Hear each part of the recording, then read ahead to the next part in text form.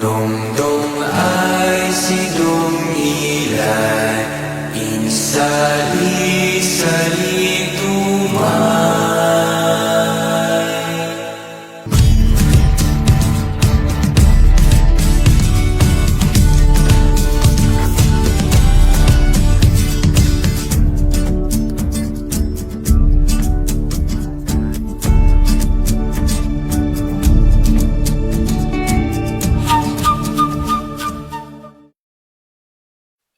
Ang pagtahak sa nakatagong barangay ng Villa Belen mula sa munisipalidad ng Kapalonga ay tila pagtuklas sa nakatagong yaman na dapat ipagmalaki sa bawat bayan. Halina tuklasin ang masaganang kultura ng baryong nakakubli sa sentro na nagtataasang kabundukan.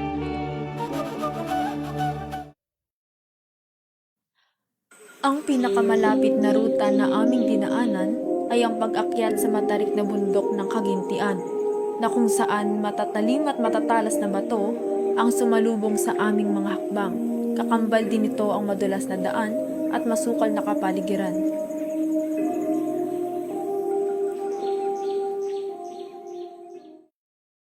Matatagpuan sa hilagang silangan ng Kapalonga ang barangay ng Villa Belen. Ayon sa 2020 census, ang populasyon nito ay binubuo ng 602 mga tao. Ngunit pagpasok ng taong 2025, humigit kumulang 900 ang naging populasyon ng barangay. Ito ay pinamumunuan ni punong barangay Rodel B. Crisolo. Kung titingnan, tunay ngang malayo sa kabihasnan ang lugar na ito. Ngunit kung ang usapan ay ang pagkakaroon ng masaganang kultura, hindi naman ito papahuli sa pagbida. Isa sa una naming kinausap upang malaman ang kasalukuyang estado ng pamumuhay ng mga mamamayan ng Villa Belen ay si Kagawad Erlinda Dardo Roja. Saan po kayo nakuha po ng mga necessities niyo po? Like yung tubig po? Ang barangay ay mayroong water system na ito ay iminiminti ng barangay taon-taon. At ito rin ay nililinis tuwing kada buwan para masiguro na ang inuming tubig at na ginagamit ng barangay ay malinis. Ito rin po pala yung proyekto. Paano niyo po na-preserve o napapanatili po yung ganda po ng Villa Belen? Ay may ang aming barangay, kung mapapansin ninyo, may tuwing Sabado mayroong paglilinis ang buong sanggunian. At sa tabing ilog naman, para ito ay manatiling malinis, hindi namin pinapuputulan ng kahoy ang mga tabing ilog. At saka yung mga nagsisipaglaba, inaano din namin na huwag magtapo ng mga basura dun sa ilog. Yan ang inaano namin na huwag, mayroon kaya kaming ordinansa na bawal magtapo ng basura sa ilog. Ang ganda rin pong ordinansa niyan. Kasi po parang kung sa ibang lugar po, since modern na nga po, nawawala na po yung ganda ng natural na itsura po ng na lugar. Ano po yung pangunahing problema po ng barangay niyo? Ang pangunahing problema talaga namin ay yung sa kalsada. Yung papuntang Purok 5 ng Barangay del Pilar. Dahil yan talaga nakaano yung aming ang pinaka namin yan ay mabuksan talaga yung kalsadang yan para kami na mga taga Villa Belen ay mas lumapit sa lugar kung saan sa Santa Elena. At yan ang pinakamalapit na bayan sa Barangay Villa Belen, na andyan din yung mga pasilidad na halos kung may sakit ang mga tao dito, malapit, yan madadala. Unlike sa Kapalonga na malayo. Kahit ito'y sakit nga ng Kapalonga, pero mas malayo kami doon. Ay sa Santa Elena, malapit kami. 1 oras lang, kahit sa Bulala, naandun na kami. Ang pinakaano pati dyan, naandyan din yung mga eskwelahan, yung mga paaralan, yan may college sa na mas malapit na at ang mga estudyante dito, karamihan ng mga nasa high school din ay nasa Rizal. Kaya ang pinaka problema talaga namin ay yung kalsada, na para makalusot kami diyan sa papuntang San Lorenzo nang lumapit yung aming daanan. Dahil kung yan ay maganda, mas mapapadali yung paglalabas ng kalakal, mas mapapadali yung pagpunta ng mga kabataan sa eskwelahan, at mas maganda na mabuksan din yung aming kagintian dahil meron diyang isang magandang tanawin na pwede naming magawa ng isang ano baga na kumbaga sa ano ay may tourist destination ang Villa Belen. Bilang isang mamamayan po ng Barangay Villa Belen, paano po yung pamamalakad po ng kapitan niyo? Ang pamamalakad ng aming kapitan ay maayos. Maayos siya sa ano at mayroon siyang transparency sa bawat isa sa amin na andun yung pagkakaisa kaya sa amin sa kunian. Na andun din yung kanyang taus-pusong paglilingkod na ginagawa niya talaga yung kanyang tugtulin bilang isang tunong barangay. Kumbaga sa ano, magulang siya kaya yung pinakamagulang ng barangay at yun ay nagagampanan niya ng buong husay. Gaano na po siya katagal na kapitan po dito sa Barangay Villa Belen? Ay matagal na, halos nasa mahigit na siyang 10 taon at patapos na nga yung termino niya ngayong ano, dahil 3 termino lang naman ang nanunungkulan sa bawat na. Since nabanggit niyo na rin po na 10 taon po, paano po yung nagawa niya pong pagbabago dito simula po nung naging kapitan siya?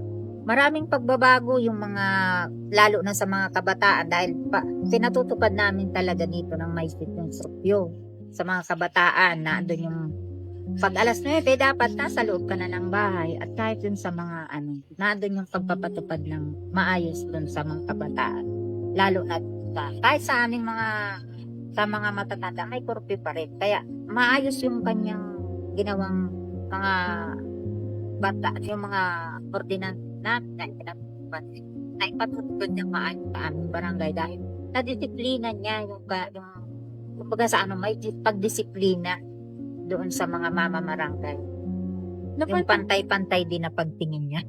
Napansin ko lang din po, parang naiba nga po yung ano nyo. Kasi may curfew din po yung mga matatanda po. Anong oras po ito? Alas 8. Ano po yun? 18 pataas po. Bawal na po sila lumabas ng bahay. Pwede naman yung katulad yung matatanda na talaga hanggang alas 12. Pero yung nag-aaral ay hindi ka pwedeng ano. Pag sapit ng curfew na andun ka na sa ano, bahay. Ano po yung age limit this time? Yung kabataan, yung aming elementary ay dapat alas 8 nasa bahay na. Tapos alas 9 naman yung mga high school. Yung mga alas 12 pa yung matatanda? Yung matatanda na dapat na ano na din at hinuhuli din dito at pag ikaw ay nahuli na paggala-gala, pinagagamas ng 2 oras. Marami kaming nakuhang impormasyon tungkol sa Villa Belen matapos naming makapanayam si Kagawad Doroha.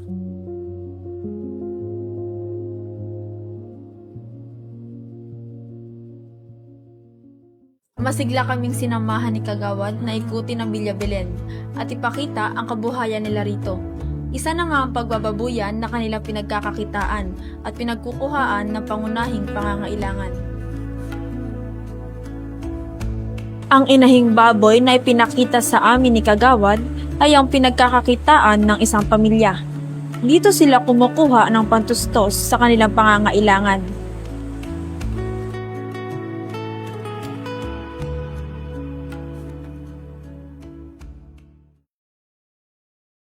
Tulad nga ng sinabi ko na ang pag-aalaga ng baboy ang isa sa pangunahing kabuhayan nila rito, nasaktuhan namin ang punong barangay na si Kapitan Rodel Crisolo na inihahanda ang isang baboy para ito'y itinda sa merkado.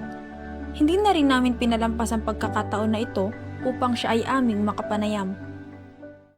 Ano po yung pinagkaiba po ng Barangay Villa Belen po sa pamumuhay po kaysa po dun sa ibang barangay? Halos naman sa kabuhayan, halos pare-parehas naman kami. San Antonio, Aurora. Halos pare-parehas kami ng kinabubuhan siya. Hindi namin kami maasa. Pero ang katimpanan, mas ganun pa rin. Ang ganda niya lang sa barangay namin. Kaya parang malulong kami.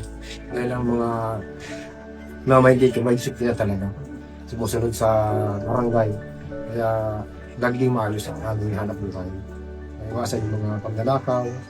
At saka yung pag-alaga ng mga hayop, disiplina din ka sinisipag yung mga barangay namin at sa pagtanong dahil walang naninira ng ito.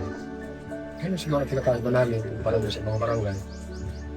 paano niyo po napapanatili po yung kagandahan po ng Villabilin? Kasi po, dun po sa iba pong barangay, since nagiging modern na po, parang yung kalikasan po, di na po nila na papansin or nagpuputo na po ng mga puno. Kasi po dyan po, yung sa kilo po dyan, parang na-preserve niyo po eh.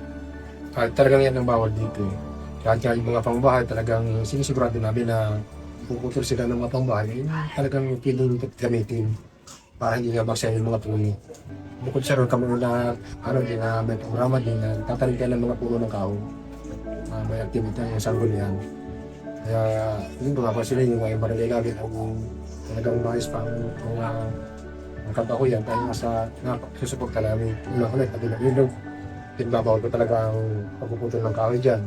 At yung kahoy ito ng putulan.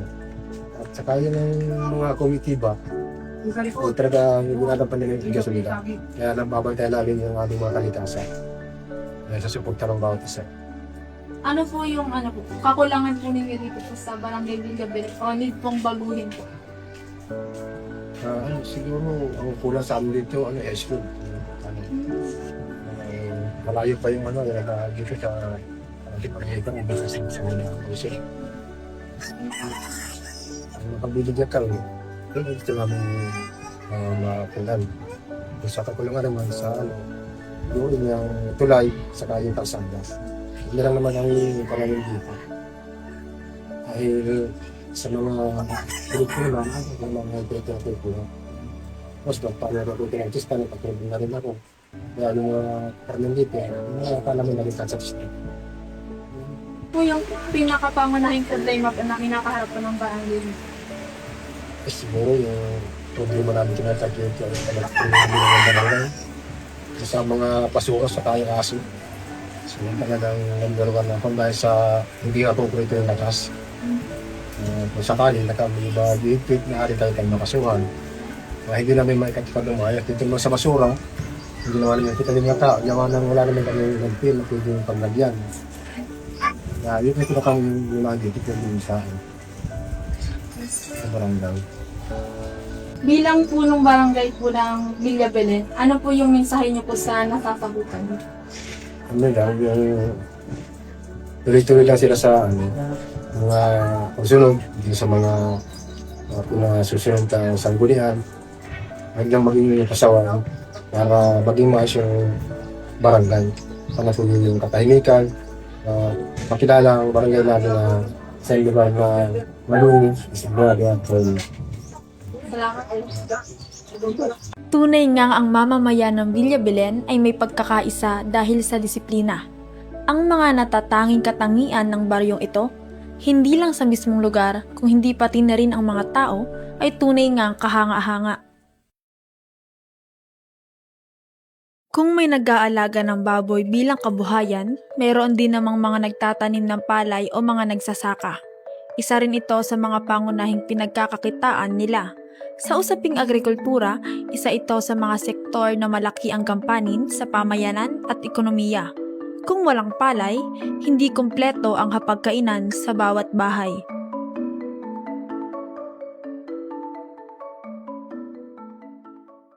Ang buong pangalan niyo?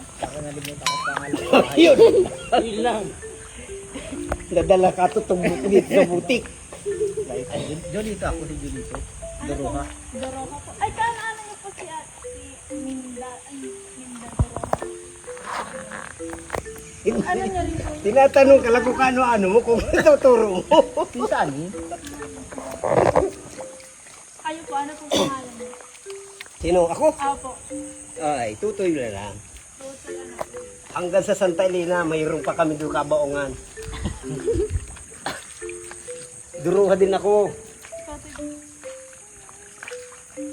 Ano po yung natapos niyo? Ako ay hindi ako nakatapos. Kaya ako ay andito sa tubigan. Ito po ba yung pangunahing pamumuhay? Marami to. May sanyog, may sapalay. Kung gusto mo, may saabaka pa. Ano pa? Ano po yung tabaka? Yun. Ako. Yung binabatak ng tao. Hindi pa kayo nakakita noon. Saan? Meron po nag-ano nandito? Oo. Ang dalahan ay ng bandala sa Gisikan. hanggang sa labo. Diyan. Saan po kayo na nag-gagawin? Diyan lang sa aming mga nyugahan. Oo. Ngayon, hindi pwede ngayon at hindi nakakatuyo ngayon at tag-ulan. Ginagawa lang ang bandala pag tag-init. Dahil ng Marso, Abril, Mayo, hanggang Tinanong din namin sila kung magkano ang kanilang kinikita sa pagsasaka. kulang din. Hindi naubra sa amin at sa dami namin.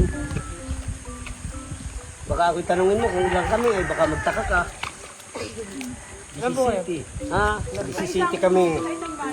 Oo. Anak lang yun. Anak nga lang yun. Pera yung pag-asawa, si Libby. Oo. Pero wala naman ha. Kukuha na kami dyan, aanin na kami. Yung iba ay may pamilya na. Ganito rin po yung... Ay, iba-iba ang trabaho no. Nasa Maynila, nangangalat.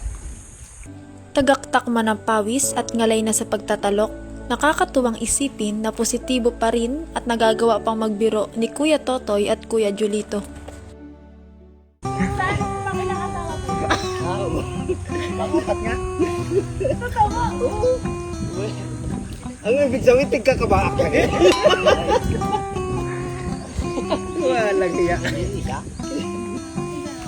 Masama po yung maraming asawa. Dalawa sana eh. Naglaho yung isa. Nagpunta natin sa kapitbahay. Yan ang hirap nila ng mabait. Nangagawan. Sa kapitbahay. Binaya ako. Sabay, nagpunta na sa kapitbahay ay. Natapos ang kwentuhan namin ng may tawanan at puno ng kaalaman. Sa hindi naman kalayuan, nakita namin si Kuya na kagagaling lang sa pagsasaka. Hawak-hawak niya pa ang kanyang kalabaw. Hindi na rin namin napigilan ng aming mga sarili na siya ay tanungin tungkol sa kanyang pamumuhay rito. Ano po yung pangalan? Ito po yung pangunahing hanap buhay. Pagkupapo.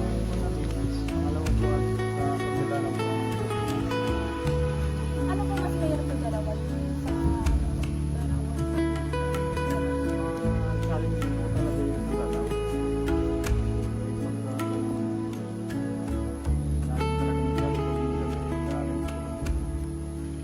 Sarili niyo po itong kalabaw? Natutustusan naman siya. Mga gastos.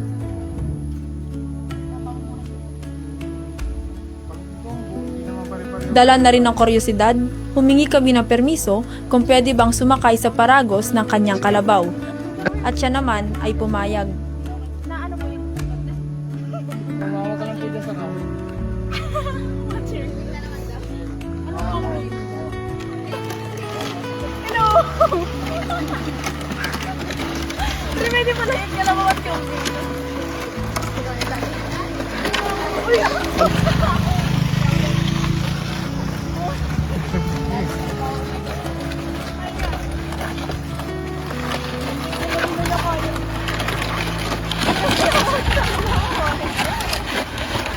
Natito ka mo rin ko. Ang pagsakay sa paragos ay talagang nakakatuwa at isang magandang karanasan. Nagpasalamat kami kay Kuya at nagpatuloy na sa aming pagdodokumentaryo. Habang kami ay naglalakad, nasaktuhan namin si Tatay Wilfredo Bello. Humingi kami ng permiso na siya ay makapanayam.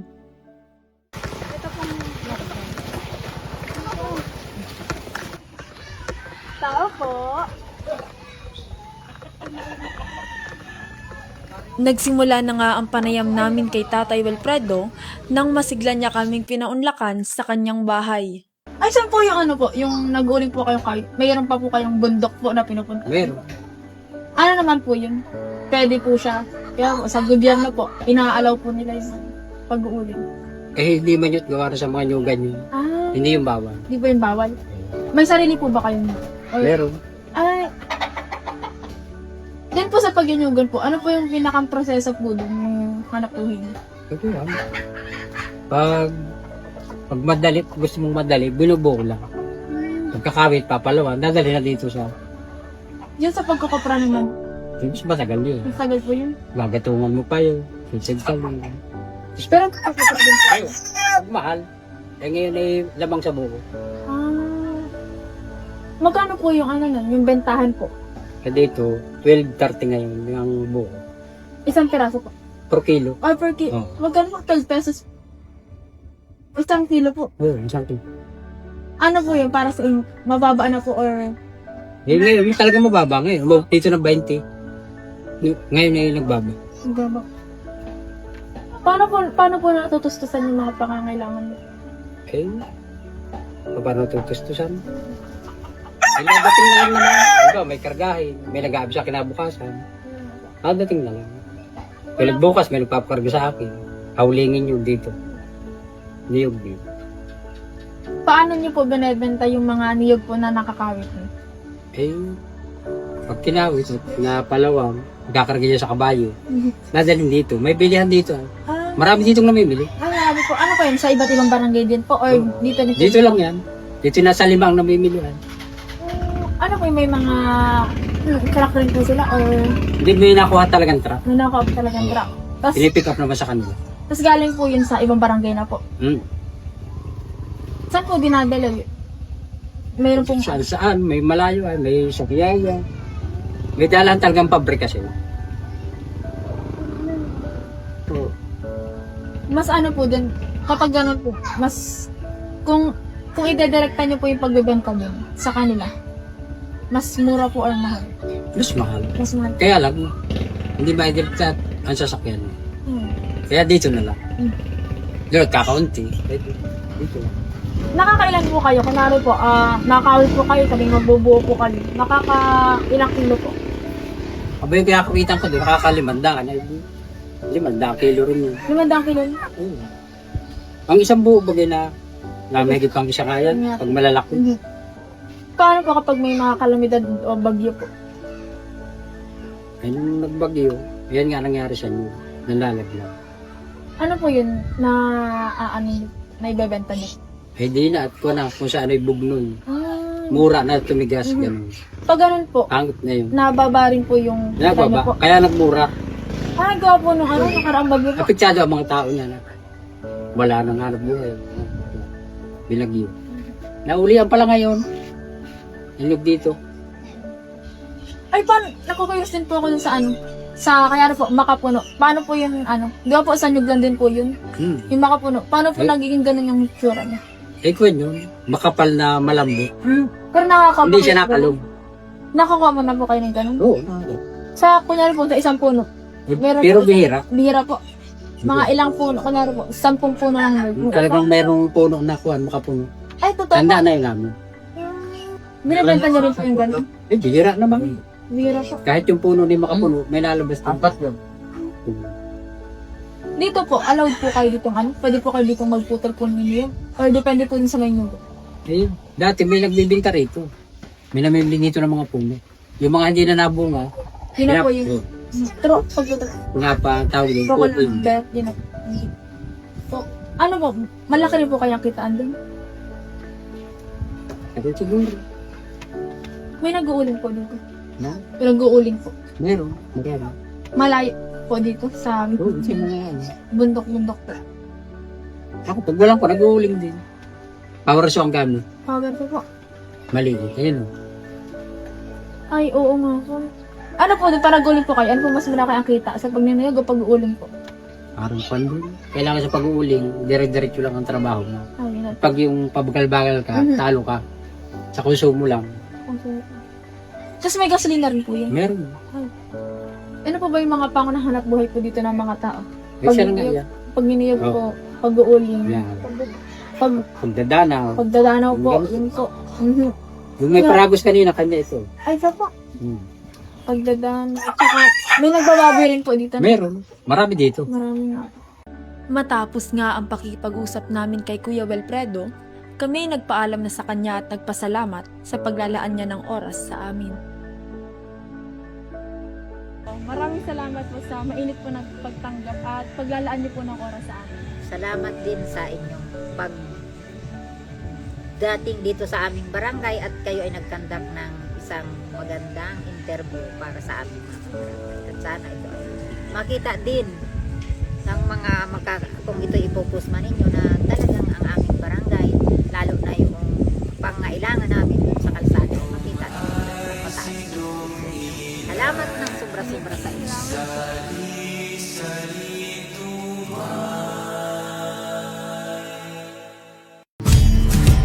Hindi talaga may pagkakaila na may maayos na pangkabuhayan ang Barangay Villa Belen. Mapakobra, pag-aalaga ng baboy o pagsasaka man yan. Dahil kapalit naman ng mga ito ay magandang kinabukasan. Tiyak nga ang alipunan nila ay may natatanging kultura at may yamang malayo sa kabihasnan.